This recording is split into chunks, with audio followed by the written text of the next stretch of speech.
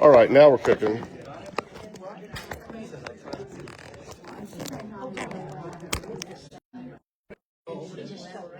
All right, are we on, Charlene? Can you see if we're...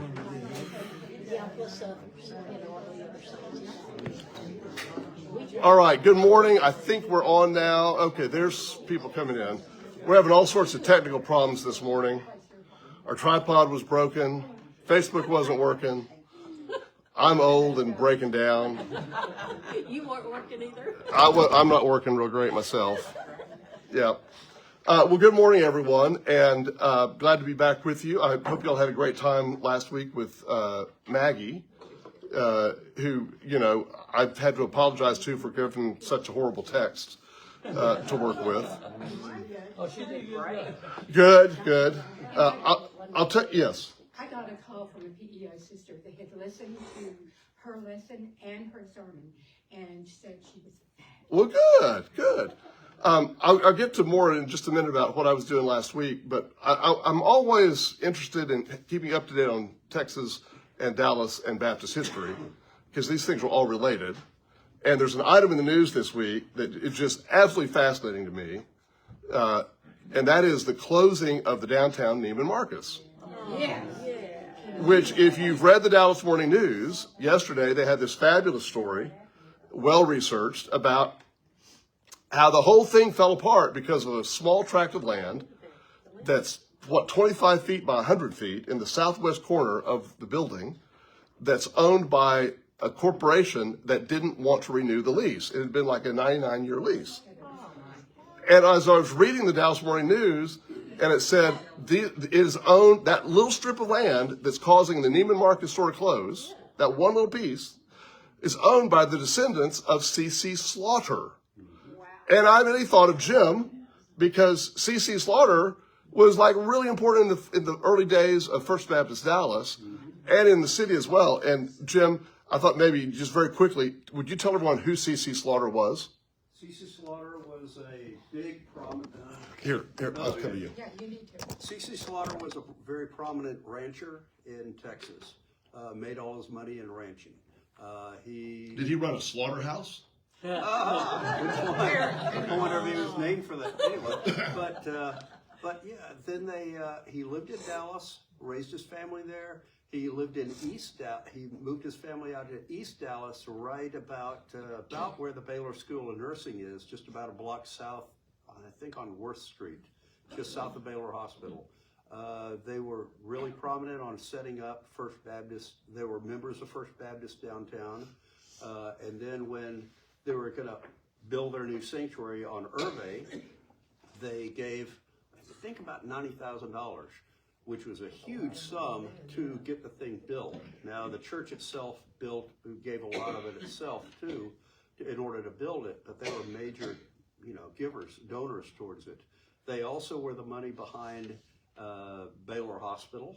It was back then, I think it was some other name, some generic name. And they said, and there's pictures of him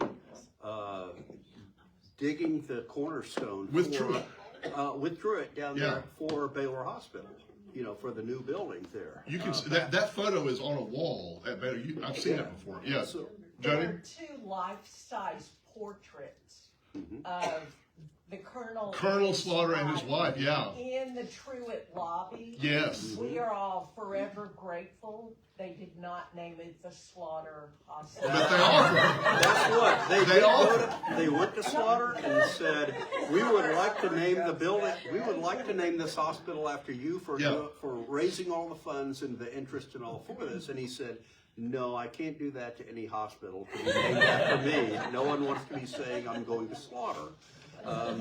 But his daughter also gave anonymously a lot of money to build one of the buildings at First Baptist also back in '53.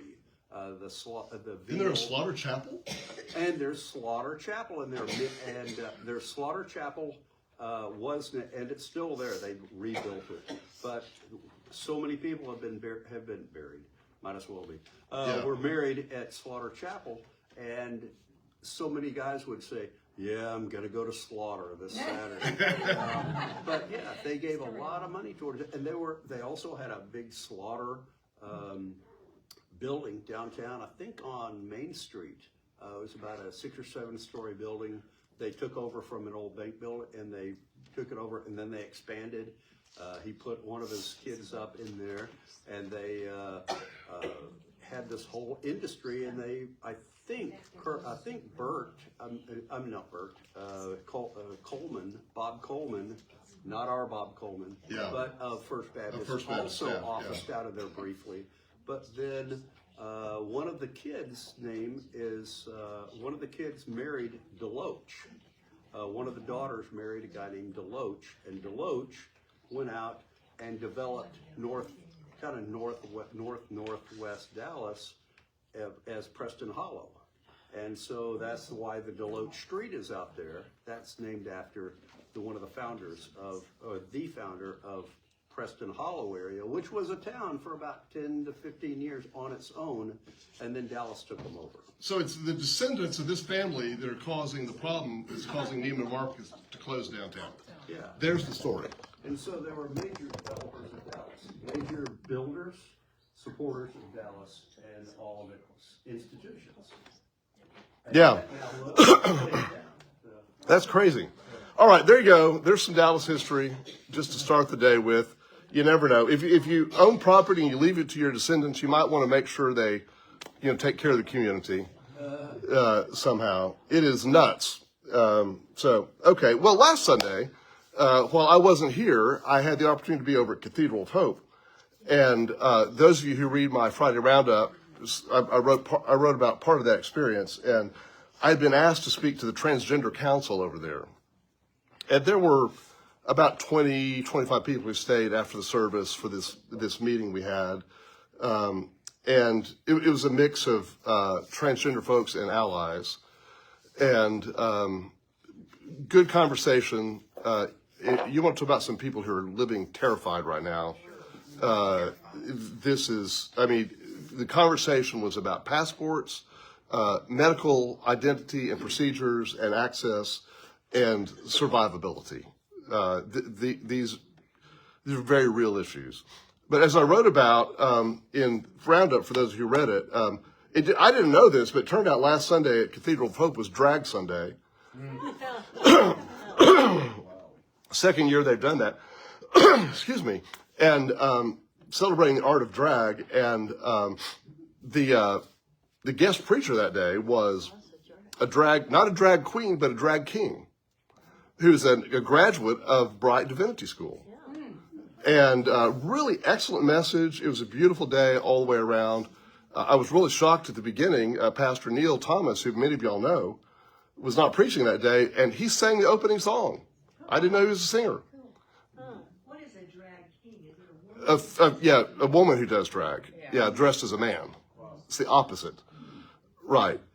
So Neil sang I Am What I Am from Le Cage aux Faux. And it brought the house down. I'm telling you, it was fabulous. Full orchestra behind him, and they do things big over there.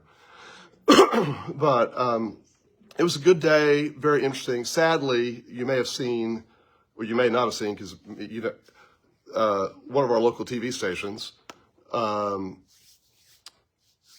got bad information about what happened there, and there were some spies who'd come to the service, and then later went to the drag brunch that was held separately down in Oak Lawn, and they conflated something a comedic act said at the drag brunch with something they said, the preacher said at Cathedral of Hope, which she did not say.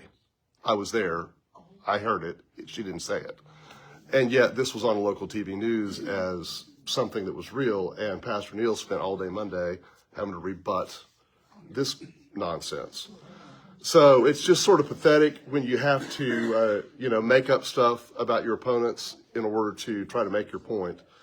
But, the other thing that struck me, I had a great time there. It had been several years since I'd been to a service at Cathedral of Hope, and the room was full, vibrant. They have 4 services. 3 in English, 1 in Spanish every Sunday. And hundreds and hundreds of people there, and armed security throughout the room. I mean, outside, inside, and you can understand why. Some of you may, again, Dallas history, it was only within the past 10 years that Cathedral of Hope put up a sign on Cedar Springs. If you go there, there's a big sign that says Cathedral of Hope. For most of their life, they had no sign because they didn't want to draw attention to the fact that they were there for this very reason. And so, again, we live in a crazy world. I was in Little Rock this week where it sleeted and snowed for something called the Samuel DeWitt Proctor Conference. And this is an organization that was founded, I think maybe 20 years or so ago, by Freddie Haynes, who y'all know from Friendship West in South Dallas, and Jeremiah Wright, whose name you know, who was the longtime pastor at Trinity UCC in Chicago and got all sorts of, criticism for being Obama's pastor, and a third person whose name I can't remember. They founded it. And it's sort of a progressive black church social justice conference. And it was fascinating to be there. The closing speaker was Jeremiah Wright, who in 2016 had a stroke that's left him unable to speak clearly. And so Freddie Haynes gave his sermon for him. And Freddie got up and said, who's considerably younger than Jeremiah Wright's in his 80s. He's young, right? Freddie said he's always wanted to preach like Jeremiah Wright, and now was his opportunity. And it was a beautiful sermon, really spectacular, very biblical, very encouraging for the time. It was about Shadrach, Meshach, and Abednego in the fiery furnace, and the Lord taking care of them, when the empire tried to kill them. And the thing concluded, the sermon concluded. It was a rather brief sermon. And they went immediately, there were big screens in the room, and started playing a video from, I'm not sure what year it was, of Jeremiah Wright at Trinity UCC in Chicago, full choir, full room. He was leading them and singing Lift Every Voice and Sing. And there were cameras roaming around the room where we were, and they were interspersing on the screen we were all standing singing. And it's like we were all in the same room across time. And it was magical. It was one of the most holy moments I've ever experienced. And I'm like one of 5 white people in the entire room, y'all. Very well taken care of, very welcomed. It was a beautiful, beautiful experience, and very encouraging as well. As I wrote about, on my way there Monday night on Southwest Airlines, it's a 44-minute flight from here to Little Rock, short. You've done that flight before, I'm sure. Actually, no. You always drive, right? Yes. Okay, well, it's quick. So it was a late night flight. We were delayed. We got there like midnight. So no one was connecting a flight to anything. And I felt this nudge behind me as I stood up, and I thought nothing of it. And then when the door opened, this young woman behind me is like elbowing me to get through. And she's come from the back of the plane. Now, y'all, there's a way to exit a plane. Right. Yeah. First row, you leave, and then everyone follows. You don't rush from the back of the plane unless you have a connecting flight you're missing, right? And she's like elbowing her way to get through, and very rude, very, very rude. And I said, you might just wait like everyone else.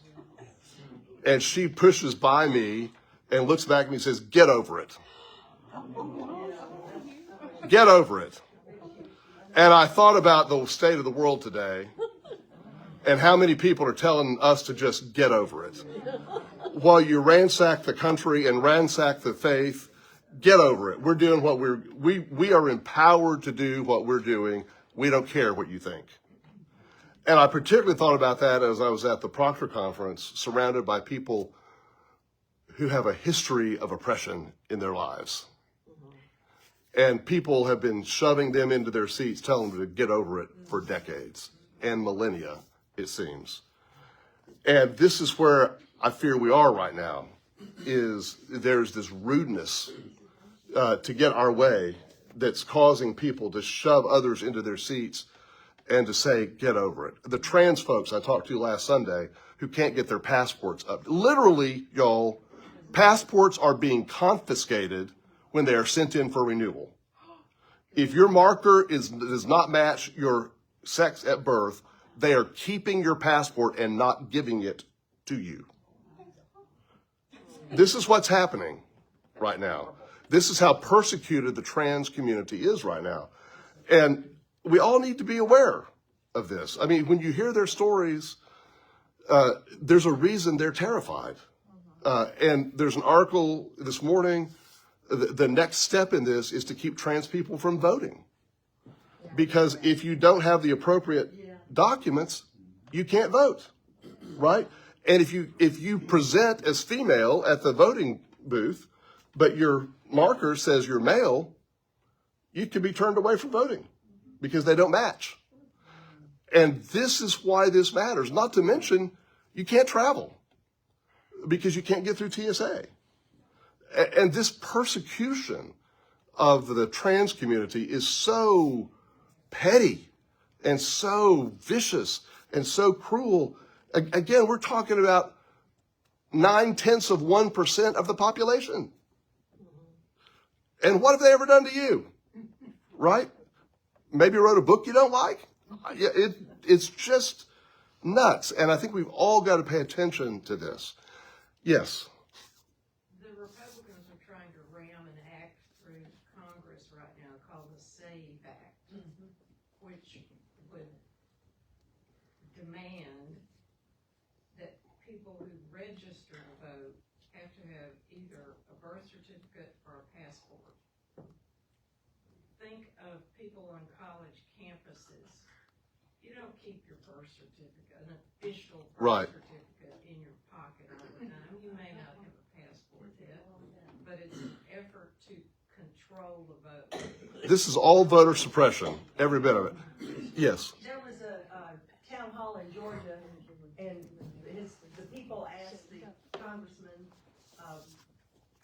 the lady said she had changed her name to her husband's name at marriage, but her birth certificate showed her maiden name. Now, are they going to disenfranchise women from voting? And the congressman could not answer. No, the answer is yes. I've been reading about this. This is the next threat you're going to see. And this is out of evangelical, far right evangelical Christianity, with a lot of these white men who do not believe women should have the right to vote. This is documented, y'all. I'm not making this stuff up. And ultimately, one of the ways you keep women from voting is this very thing. They don't have the proper documentation. Their name doesn't match because of marriage. And y'all think I am like out of my mind right now? This is for real what's happening. And it is the merger of far right political ideology with far right air quote Christian ideology meeting up for the sake of convenience, which brings us to Micah chapter 3. When we started on, this was all for a purpose, y'all. When we started this study of the minor prophets, I had no idea how absolutely relevant every week's lesson was going to be. And Micah chapter 3, where we go today, is where we start getting into the good stuff in Micah. Now, this is still the lament and despair. Last week, you had just a little snippet of hope in chapter 2, and we're being plunged back into the darkness right now, but it's for a reason. And we're going to get today to some lines that you know out of Micah that are relevant. So let's just read it, Micah chapter 3. And there's a little tag at the beginning of chapter 3, and I said. It was probably added later. But these are the words of Micah the prophet. Hear you heads of Jacob and rulers of the house of Israel. Is it not for you to know justice? You who hate the good and love the evil, who tear the skin from off my people and their flesh from off their bones, who eat the flesh of my people and flay their skin from off them and break their bones in pieces and chop them up like meat in a pot, like flesh in a cauldron. Then they will cry to the Lord, but he will not answer them. He will hide his face from them at that time because they have made their deeds evil. Thus says the Lord concerning the prophets who lead my people astray, who cry peace when they have something to eat, but declare war against him who puts nothing into their mouths. Therefore it shall be night to you without vision, and darkness to you without divination. The sun shall go down on the prophets, and the day shall be black over them. The seers shall be disgraced, and the diviners put to shame. They shall all cover their lips, for there is no answer from God. But as for me, I am filled with power, with the Spirit of the Lord, and with justice and might, to declare to Jacob his transgression and to Israel his sin. Hear this, you heads of the house of Jacob and rulers of the house of Israel, northern and southern kingdoms, who detest justice and make crooked all that is straight, who build Zion with blood and Jerusalem with iniquity. Its heads give judgment for a bribe, its priests teach for a price, its prophets practice divination for money. Yet they lean on the Lord and say, is not the Lord in the midst of us? No disaster shall come upon us. Therefore, because of you, Zion shall be plowed as a field. Jerusalem shall become a heap of ruins, and the mountain of the house a wooded height. You know, right. This fits on one page on this chapter. These 12 verses just fit on one screen. This is a short chapter, but it is packed with bad stuff, y'all. Yeah. So what's going on here, just to set the stage, is Micah is prophesying against three groups of people in order. He begins by prophesying against the rulers of the house of Jacob and the house of Israel, both the northern and the southern kingdom, and he calls them those who hate the good and love the evil.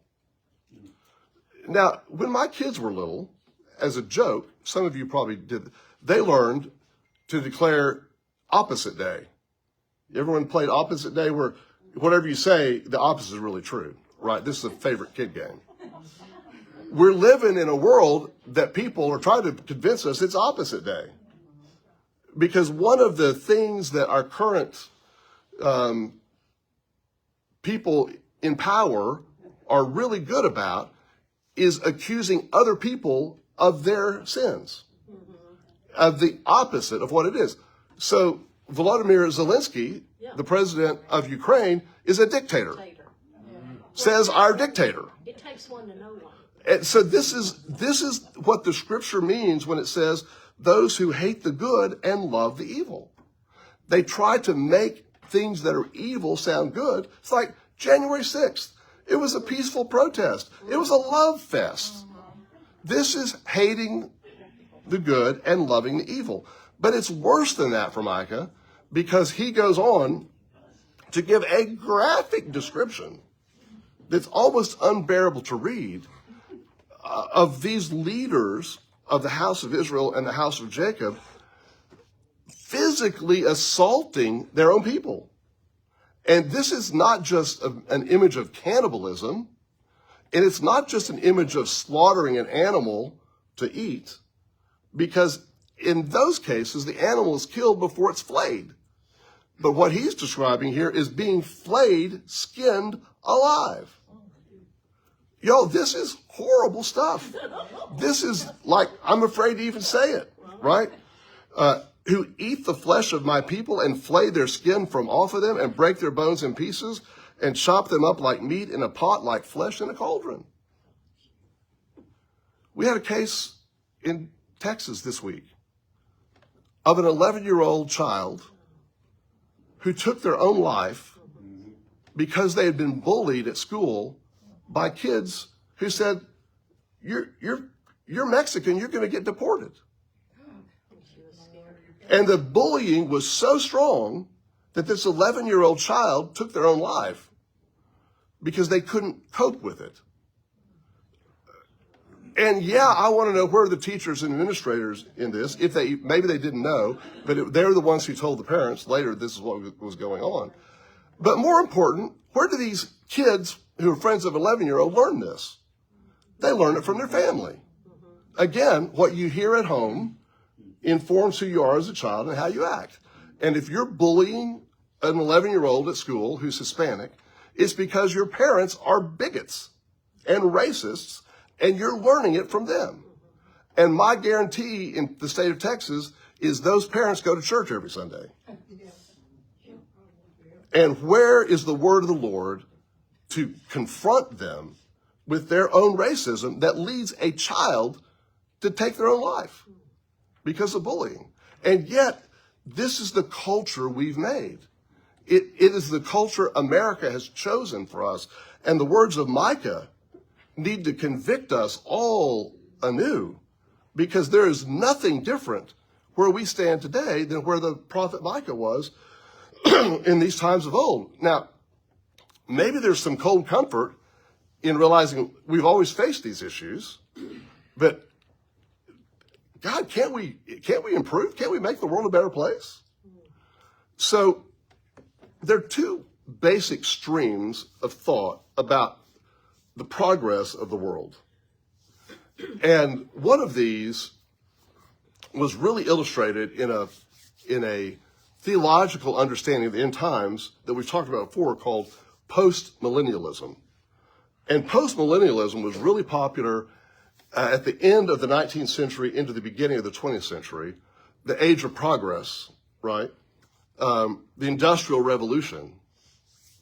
And this was the idea that the world was always getting better and getting better, and that would ultimately lead to things getting so good that it would usher in the kingdom of God on earth as it is in heaven. That we would just naturally, so the millennium is the millennial reign of Christ is the result of all this. If you go to Disney World to this day, you can see one of the oldest attractions there that is called the Carousel of Progress. Anyone ever been there? You sit in an auditorium, and there's this carousel that goes by and shows different scenes about the progress of the world, and it's all about it's about how things are getting better, and the whole notion of this era is that we're going to keep improving until suddenly the glorious kingdom of God is upon us. And this was a very common belief in that era. But World War I killed that, because World War I set the notion of positive progress back. And so the other overarching theme about how to see the world is really more that everything is evil. And take the case of Job, for example. We're going to keep doing these horrible things over and over again. We, all of us here, have mainly lived in a post-World War II idea of optimism. Not as much as the post-millennialists did, but still with the idea that things could get better. That we are moving toward things getting better. And that's why all of us are struggling right now, because our whole vision has been disabused of this, because we're seeing things happen that we could not imagine could happen. And we're seeing civil rights rolled back. We're seeing personal rights rolled back. We're seeing the law flaunted that we thought. We're seeing people who say they're all about law and order disregarding law and order, right? And this is the kind of dismay that the prophet Micah is living with in this time, because the leaders of Israel at this time are living on bribes, and they're living on paying attention to the rich and neglecting the poor. It is exactly the same thing we're living in right now, and this is why Micah is declaring a pox on both their houses, the northern kingdom and the southern kingdom. These are stout words. So let's pick up again. Oops, okay. Verse 4, the rulers who are doing this will cry to the Lord, but the Lord will not answer them, he says. He will hide his face from them at that time because they have made their deeds evil. Now, as much as I love this idea of the Lord ignoring evil people, it still gives me pause because all of us have some evil in us. And I don't like to think of God ignoring any of us because we're evil. And while I'm happy to make a distinction between truly evil people and myself, and surely God could figure this out, right? It's not that easy. And so I have to really, this gives me pause to think, does the Lord really not hear the prayers of evil people? I struggle with this. The second is the prophets. Now, in Micah's time, there were biblical prophets like him who were truly speaking the word of the Lord. And also, if you look back across Jewish history, prophets like Micah only were really prevalent at times of great change and crisis in the culture. They are not there always. But in times when there is turmoil in society, when there is evil rampant, God raises up prophets. Now, again, to go back to the very beginning of this, of our study on who's a prophet, I grew up hearing the message that America is so evil because of liberalism, right? And all of these things that God's going to judge us. But I'm now more inclined to think God's judging us because of conservatism, not because of liberalism. And here we have prophets. You have prophets like Micah, but you also have, and we've talked about this before, court prophets. Those who only tell the leaders what they want to hear and other people what they want to hear. And they do this for money. And they do it through various practices of divination that are demonstrable in what they're doing. What is divination? Divination would be like, I used the example several weeks ago of water witching.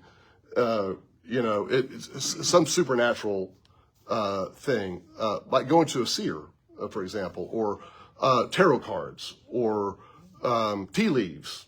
Those types of things are divination, right? Divining an answer because of this, right? And so all this is active in this, and Micah says, all of these prophets are false, but this takes some kahunas, right? But I have the word of the Lord, and you need to listen to me. This is again, not probably a popular thing to be saying, and Micah was not well received in his time. But he says these other prophets, these fake prophets, are leading God's people astray by crying peace when there is no peace. And that God's judgment on them, he says, is that the seers will not be able to see. See the play on words here? It will be night to you without vision, and darkness to you without divination. The sun shall go down on the prophets, and their day shall be black over them. Those who claim to see will no longer be able to see. They will be disgraced, and they'll be put to shame, and they shall all, there's a phrase here that doesn't translate well from the Hebrew. They shall cover their lips. Their lips will be sealed. They will not be able to speak, and there will be no answer from God for them. But, again, he says, he contrasts, as for me, I'm filled with power, with the Spirit of the Lord, with justice and might, to declare the transgressions here.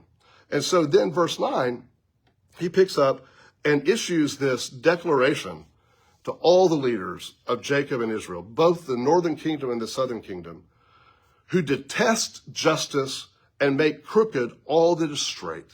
Here we're back to this theme of taking the good and making it appear to be the bad, and taking the bad and appearing to make it be the good. And if we don't live in this time right now, I don't know that there ever has been such a time.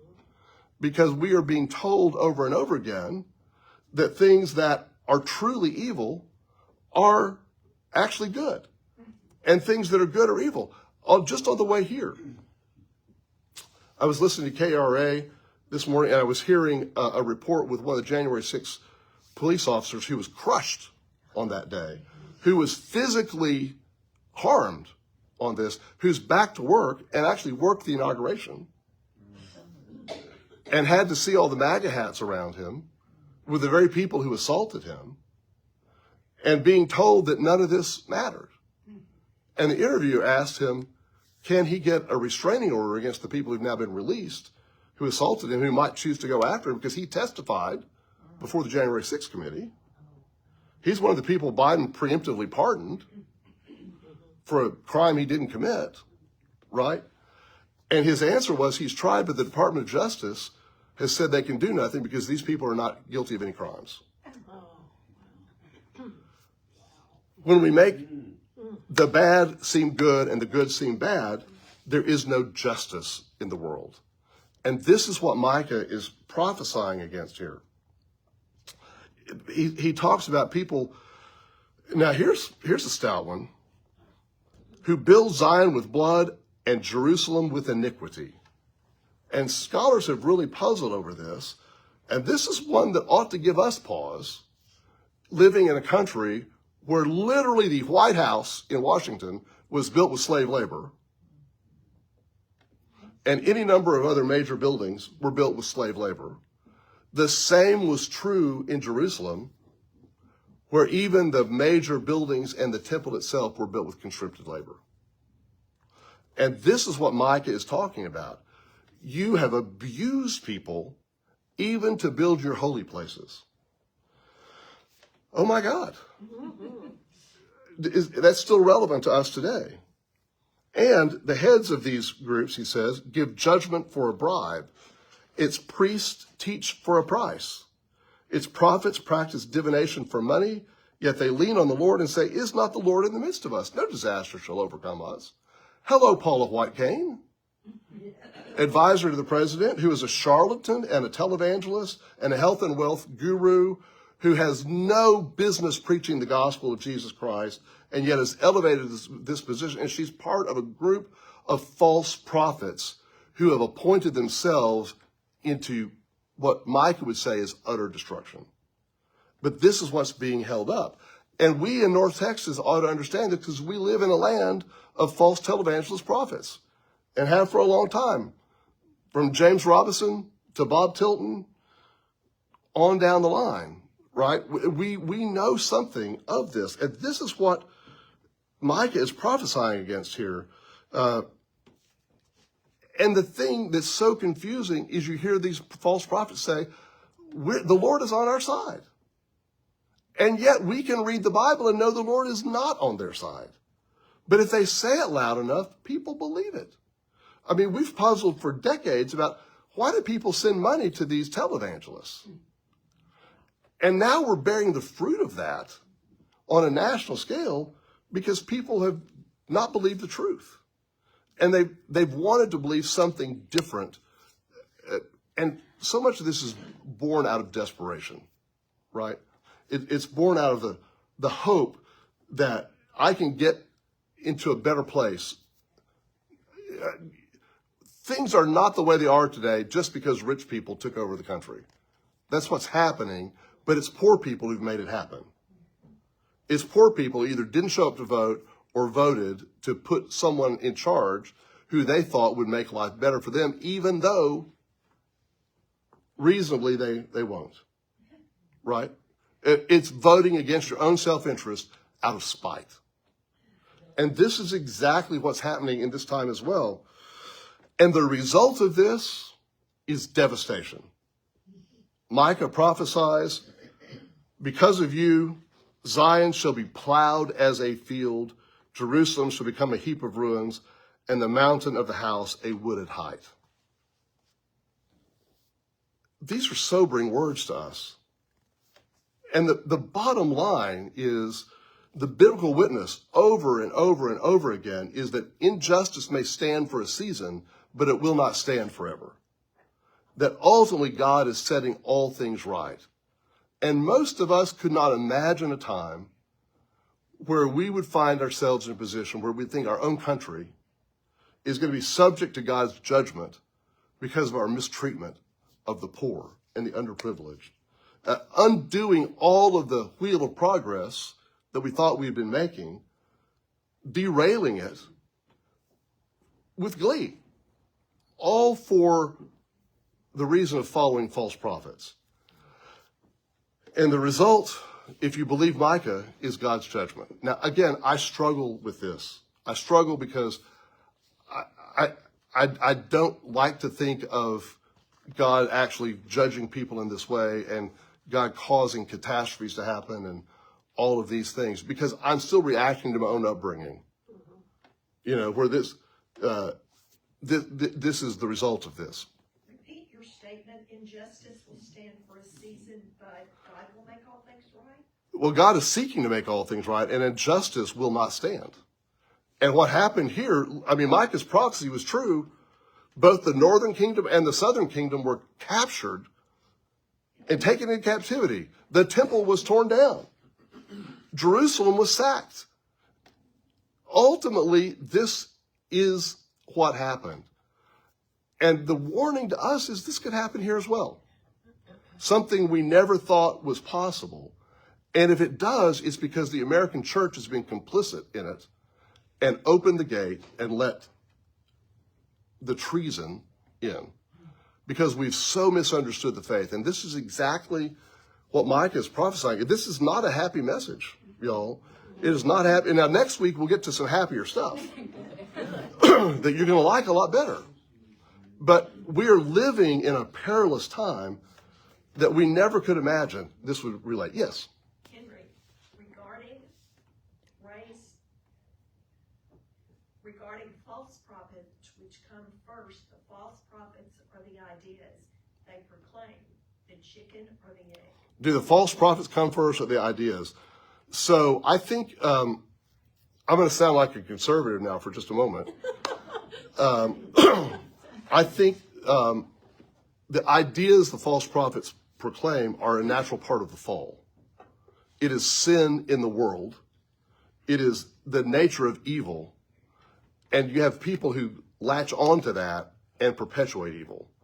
So I don't think it's a chicken and egg. I think the evil exists, and there are those who latch onto it to proclaim it, right? Every politician, every leader who rises to power by proclaiming falsehoods didn't invent those falsehoods. They were already there. So take the issue of race, for example. Racism has existed since the beginning of the world. So no one has to go out and invent racism. But it's a convenient tool from time to time for people to use in order to whip up people in their support, right? It's something that you use as a tool. So all of those things already exist, and it's the nature of evil in the world. So we have these elements around us that can be used for good or for evil, and we get to choose. Yes? It seems to me we have done so much of this to ourselves, and a big component of that, I feel, is over the years. I mean, we all grew up about the same period of time. It's just like you were saying, the optimism of the United States after World War II. But our education system, and I'm not talking about if you're in honors classes, in general has been dumbed down so over the years about what we teach, the books we pull off the shelves. We have raised generations of idiots to believe anything that comes along. I was watching a segment on television this morning about the remaining survivors of the Holocaust. Yes. And they've been doing some polling and stuff. There's a huge part of this country that couldn't even tell you what the Holocaust was. Yes. Much less any details about Right. it. So they're open to having exactly the same thing happen again. Yeah, it's not just denying the Holocaust. It is being ignorant of the Holocaust. But how do you go back at this point and teach the things that we have not taught for the last 50 years? So it's even worse than that. So the point here from Ann is that our education system, on the whole, has let us down because we're raising generations of American idiots. And while that is true in part, the other side of that is those who have captured parts of the education system through private schools and through homeschooling that not all, but largely is driven by a very evangelical rewriting of history that is trying to raise patriots. I mean, go read some of this stuff and it will scare the holy bejesus out of you, right? Because on the one hand, we have people who barely get educated at all. We have a whole nother team of people, a growing segment, who have been indoctrinating their children like the Gestapo. And these are the people who now want to take over our education system and rewrite our blue bonnet curriculum in the state of Texas, for example. I mean, what is coming down is this very effort to infiltrate public education, what's left of it after it's defunded. Thank you, Greg Abbott. What's left of it is going to be dominated by this false curriculum that makes things even worse. And I want to be like a prophet and just, rend my clothes and run down the street and scream. We need sackcloth and ashes because this is this is where we are, right? I mean, something dramatic's got to happen. Okay. The problem is that we see it this way, that we are going down, that evil is taking over. But on the other hand, there's lots of churches, a lot of people out there who are on the other hand saying, finally, we're getting back to God. Right. Finally, Yes. we're ending the evil that's been coming with all these Oh, yeah. ESQ, whatever.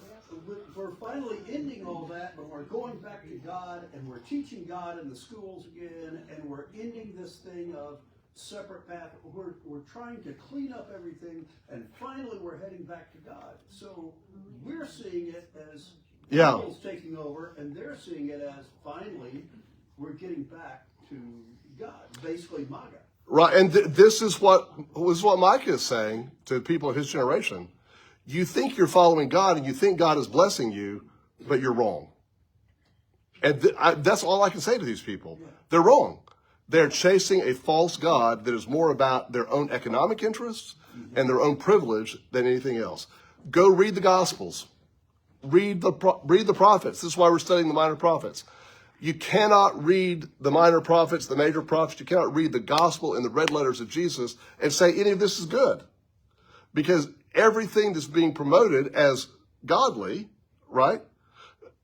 It's always fascinating. I did a search yesterday. I was looking for something, and I typed in on Google my name and Substack, because I was looking for something I'd written on Substack. And I got all these results from things that people had written about me on Substack, which is Substack is a writing publishing platform. And I've got to go back and read. I didn't have time to go completely down that rabbit hole. You should Google it. It's interesting. And so there's this one guy who's written a comparison. He's purporting to be an academic comparison between me and Baptist News Global and Baptist Press, which is the news service of the Southern Baptist Convention. And he sets out the whole thing in the beginning by saying, comparing the liberal, LGBTQ-loving Baptist News Global, run by the leftist Mark Wingfield, to Baptist Press, which holds to traditional biblical values. Well, this is clearly not an unbiased study in here. To which I want to say, who gets to define what's traditional biblical values? And this is back to Jim's point. We have been taught for decades now that traditional biblical values say something they don't actually say. And we have a whole nation of church-going people who've been brainwashed in this.